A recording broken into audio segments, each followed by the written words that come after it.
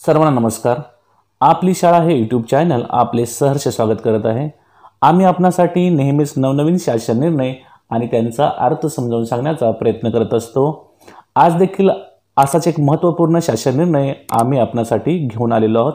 तत्पूर्वी आपण जर आपली शाळा या यूट्यूब चॅनलवर नवीन असतील तर सर्वप्रथम या यूट्यूब चॅनलला सबस्क्राइब करायला विसरू नका। पहा, शालेय शिक्षण व क्रीडा विभाग यांचा दिनांक 19 सप्टेंबर 2024 रोजीचा एक शासन निर्णय आहे। त्यानुसार बालकांचा मोफत व सक्तीच्या शिक्षणाचा हक्क अधिनियम 2009 च्या अनुषंगाने सर्व व्यवस्थापनाच्या यामध्ये स्थानिक स्वराज्य संस्था, शासकीय, खाजगी अनुदानित, अंशतः अनुदानित इत्यादी सर्व, तसेच नवीन शाळा सुरू करणे, वर्ग जोडणे, त्या अनुषंगाने शाळांमधील संरचनात्मक बदल करणे आणि संच मान्यतेचे सुधारित निकष विहित करण्याबाबतचा हा शासन निर्णय आहे। आता या शासन निर्णयानुसार नक्की काय महत्त्वाची बदल किंवा सुधारणा करण्यात आली आहे ते पाहूया। पहा, प्रस्तावना।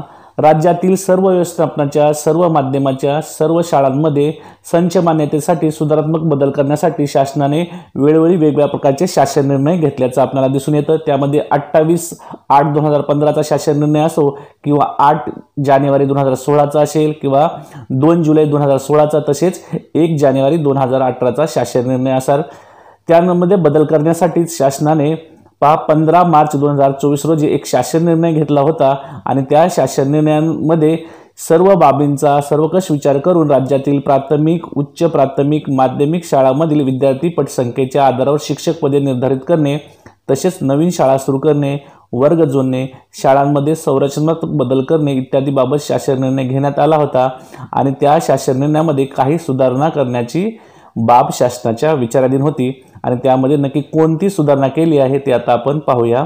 पहा, शासन निर्णय। उपरोक्त दिनांक 15 मार्च 2024 च्या शासन निर्णयातील सुधारित निर्देश खालीलप्रमाणे आहेत। पहा, माध्यमिक शाळा मुख्याध्यापक पदासाठीची तरतूद आता नक्की काय आहे ते आपण समजून घेऊया। पहा, शाळेचा प्रकार दिलेला आहे।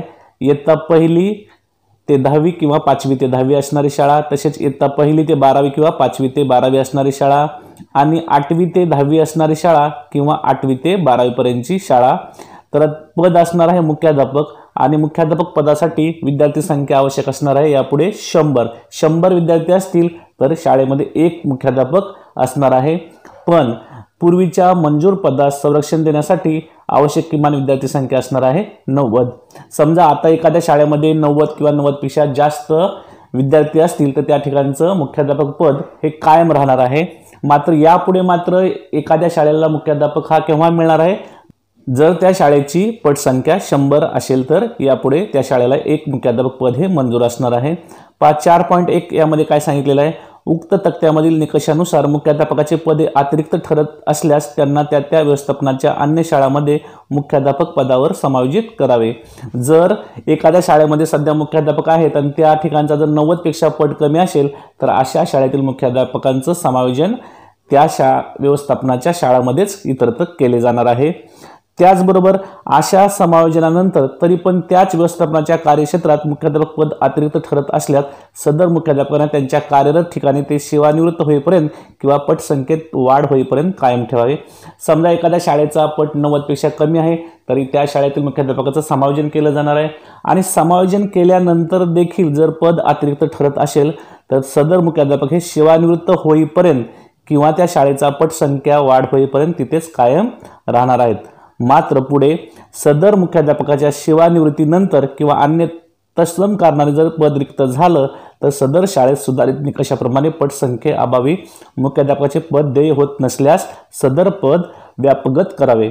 समजा असे मुख्याध्यापक काही कारणास्तव सेवानिवृत्त झाले किंवा इतर कारणाने त्यांचं पद जर रिक्त झालं तर त्या शाळेत दुसरा मुख्याध्यापक दिला जाणार नाही, त्या शाळेचं मुख्याध्यापक पद हे रद्द केले जाणार आहे किंवा व्यापगत म्हणजेच लॅप्स केलं जाणार आहे जर शाळेचा पट 90 पेक्षा कमी असेल तर। दुसरी एक महत्त्वाची सुधारणा करण्यात आलेली आहे। शासन निर्णय 15 मार्च 2024 अन्वये संच मान्यता केल्यानंतर मान्य होणारे खाजगी अनुदानित शाळातील शिक्षकांची पदे पायाभूत पदाच्या मर्यादेत मंजूर करण्यात येतील। जो 15 मार्च 2024 रोजीचा शासन निर्णय होता त्या अनुषंगाने खाजगी अनुदानित शाळेमधील शिक्षकांची पदे हे पायाभूत पदाच्या मर्यादेतच मंजूर करण्यात येणार आहेत। पण पायाभूत पदापेक्षा वाढीव होणाऱ्या शिक्षकांच्या पदाच्या बाबतीत मात्र शासनाची मंजुरी घेणे आवश्यक असणार आहे।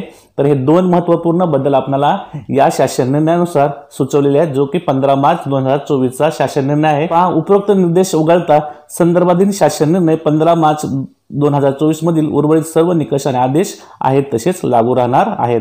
म्हणजे हा एक मुख्याध्यापकाबाबतचा जो एक संच मान्यतेचा जो एक बदल केलेला आहे, तसेच जो खाजगी अनुदानित शाळांतील शिक्षकांची पदे पायाभूत पदाच्या मर्यादेत मंजूर करण्याबाबतचा जो एक शासन निर्णय आहे किंवा जो बदल सुचवलेला आहे, हे दोन बदल वगळता जो 15 मार्च 2024 रोजीचा शासन निर्णय आहे तो जशास तसा लागू होणार आहे।